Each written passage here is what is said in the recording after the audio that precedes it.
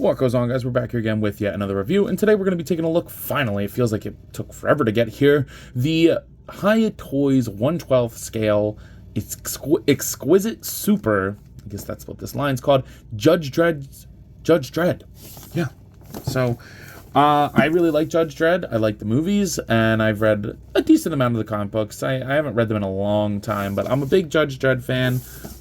Or not a big one, but a decent Judge Dredd fan. And I've always wanted a Judge Dredd action figure.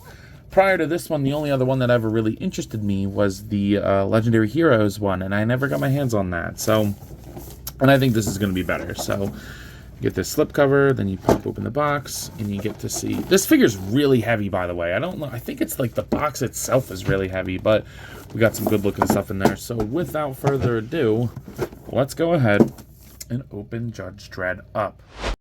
Now, in addition to the figure, you're going to get like this little compartment thing to hold the accessories in, a figure stand with all the different holes on it, and a figure base. I never use this stuff for my figures, like pretty much ever. Closest thing is like I use the McFarlane ones to elevate things in the back, but I'm not a big fan of clunky figure stands. Always takes the, takes the illusion out of it for me, but they do include this stuff, so I just wanted to show this really quick before we get started. So, getting Dredd out of the packaging, there's kind of mixed on this guy. There's things that I really like, and then things that I don't like. Things that I thought were going to bother me, but don't. Things that I didn't think were going to bother me, but do.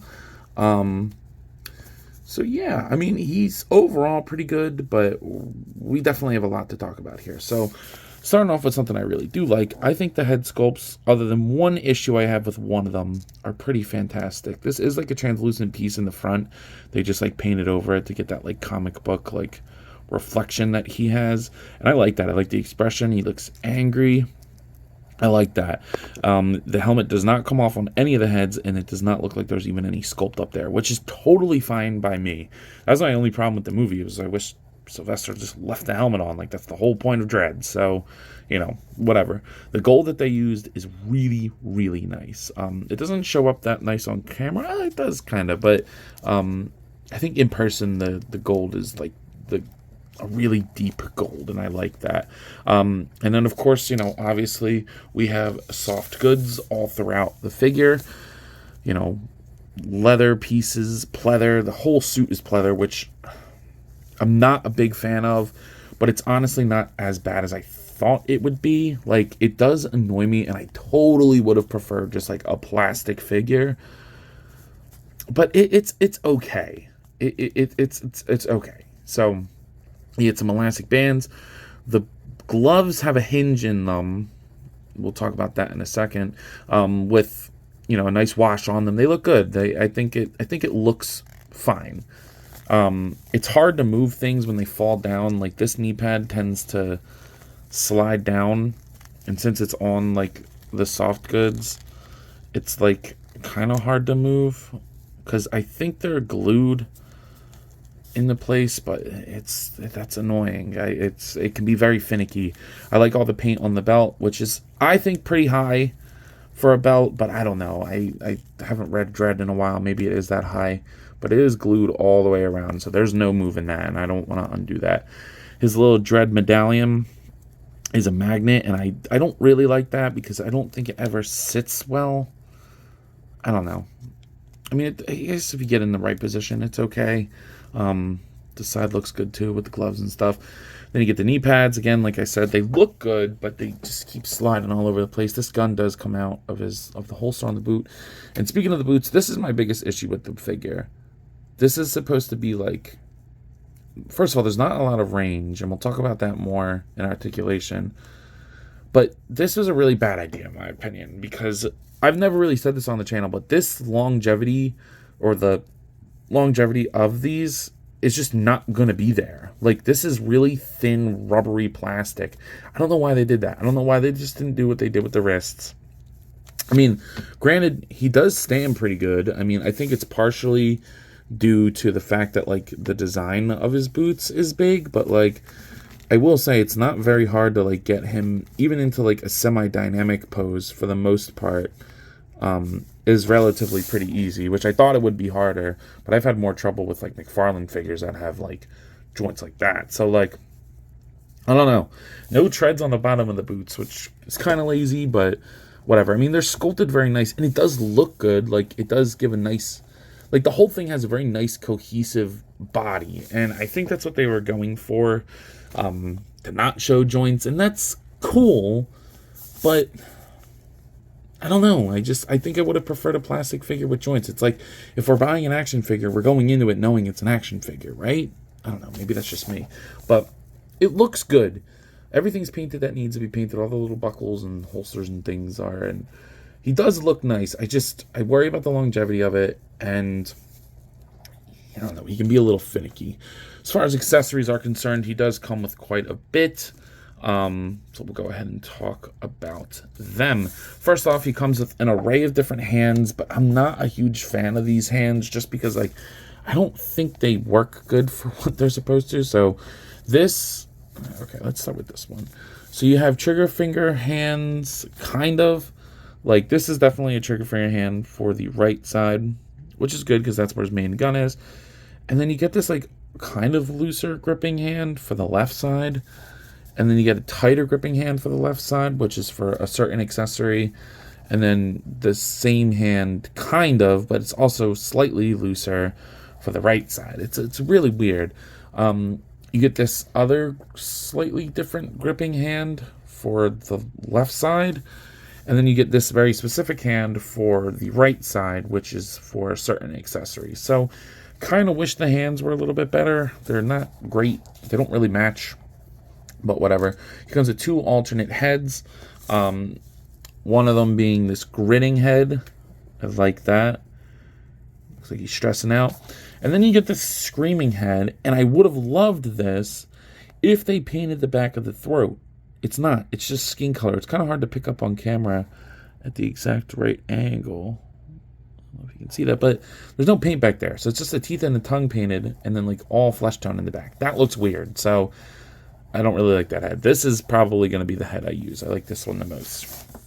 Now, in terms of actual accessories, as you saw in the figure, this does come out with a holster, and you do get his gun. I like this a lot.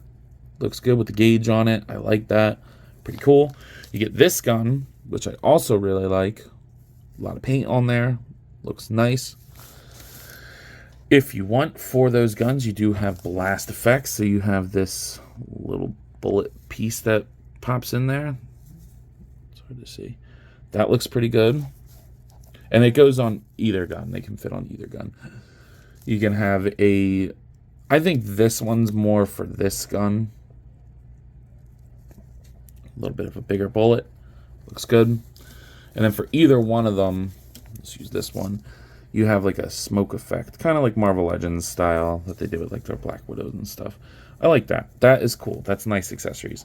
Then you do get, but that very specific hand is for this one, is to hold the spray can bottle. The effect does not come out, so don't try. But you do get a spray can bottle, and you can, have it on there. I like that. That's a cool effect. Not bad. And then finally... And this is where I get a little annoyed because I don't think any of the gripping hands are that good for this. I don't know, he holds it weird. He gets his nightstick, which I would have liked him to hold, but I don't like the way that any of the hands hold it. Like, they can, but not great. And they hold it at a weird angle. Like, this holds it, like, down. And you can, like, fix it with the articulation, but it's just weird. But the nightstick itself does look good. Nice paint, nice kind of metallic finish on it, so... I think that's a great amount of accessories. I don't really think he needs much more. I just would have liked to see a little bit more paint on the screaming head because I would have liked that head, but I just can't get over the flesh tone in the back. So, good spread of accessories. Now let's get into what the brunt of the issues with this figure is probably going to come in for most people, the articulation. The head has a joint at the neck, at the base of the neck and the top of the neck, so he can look up all the way. Whoa, I just like freaking launched that head. I don't know where that went, so let's just put on the head that I like, not that one. Little tight on the joint, but not too bad. But the head will look down, and up and get all the way around. The neck does most of the work, but that's okay. It works. So these shoulder pads are on like a ball joint, kind of, that just kind of like stick out of his arm, out of the suit, so they can rotate all around. Not all around, but like they can rotate for adjusting poses. The shoulder is going to go about this far on that side and a little bit further on the other side. Same thing on this side. This I want to glue down. This is driving me nuts that this is a magnet. I don't know why they just didn't glue it down. It's on a chain anyway. That just doesn't make sense to me. The shoulders only go up about that far. They'll go forward about that far before I start to feel like I'm going to break something.